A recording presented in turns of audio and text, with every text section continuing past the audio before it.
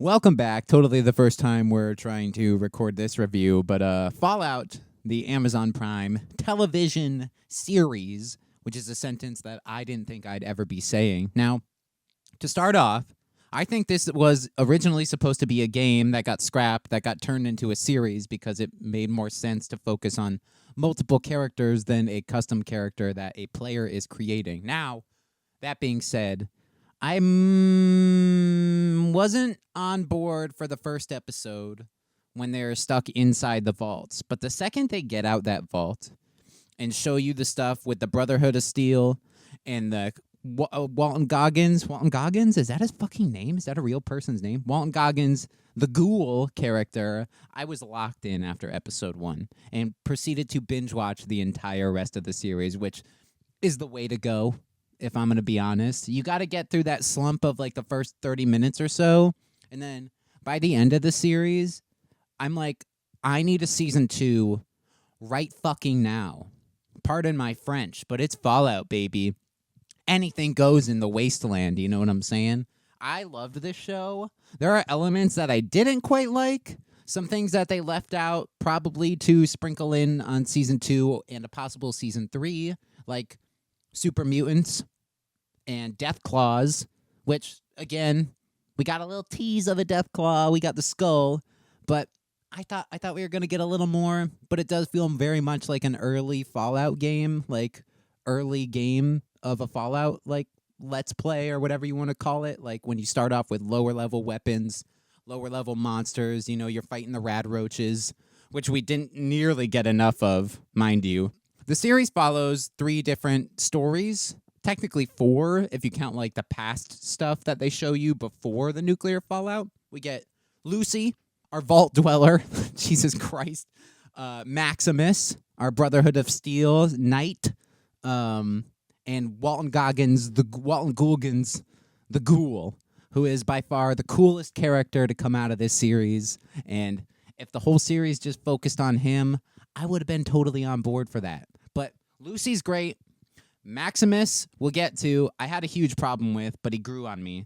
And the ghoul was super great. So let's start with Lucy, because it breaks it down into very much 3.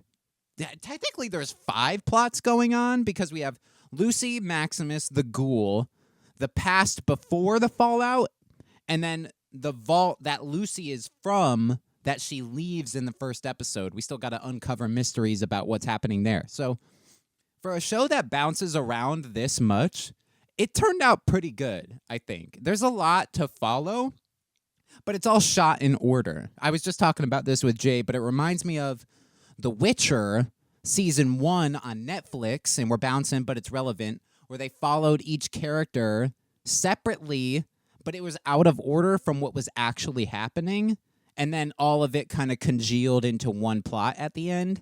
This was like, no, it's really one plot.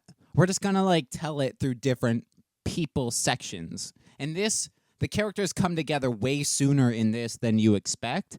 And then they separate again, and then they come back together at the very, very final episode.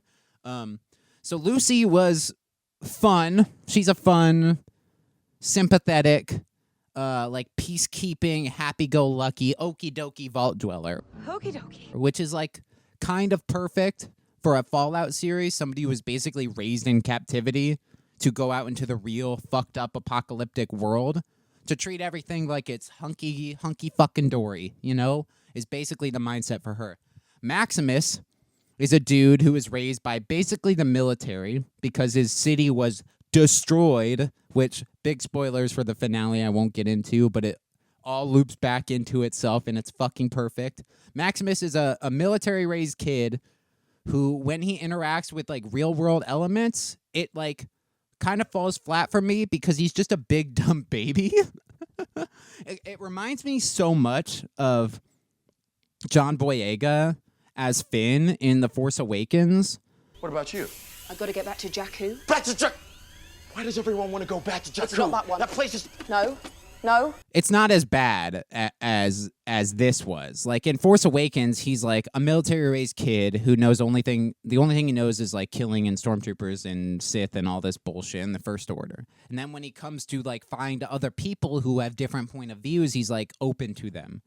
The Maximus dude is just like failing upwards every 10 seconds of this show, which is like fine. It definitely works by the end of the series, but goddamn, I kind of hated watching him on screen, and I know that sounds bad, but like, and he does grow. He does grow on you. His character grows, but holy shit, it takes a long ass time.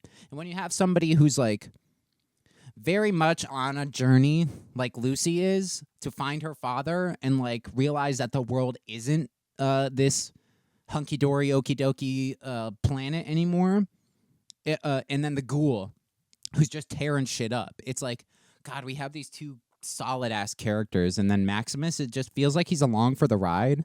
He's just a big dumb baby in a power armor suit, and it's like, it is funny. He has a lot of funny moments. Check this out. These are called oysters. You want one?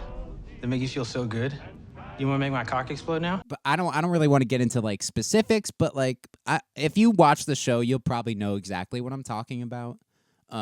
Failing upwards every 10 seconds, this Maximus character, and it just, some of it didn't work for me, but by the end, it definitely worked. And when it all comes together at the end, you got Twin Peaks himself, Kyle MacLachlan, over there just being an asshole, you know? God, man, it fucking worked on so many levels. This finale was stellar peak TV. I want so much more of it right now. It's like how I felt after finishing The Boys.